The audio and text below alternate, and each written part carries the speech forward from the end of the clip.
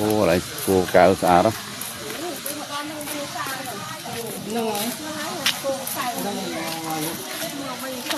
được chăn đó chẳng chi lan nhiều đó là chi lan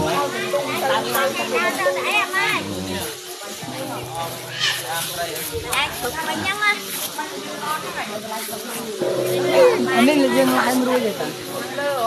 ta dân bỏ bên trên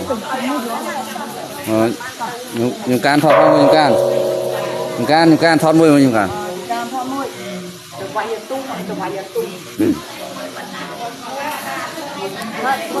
rồi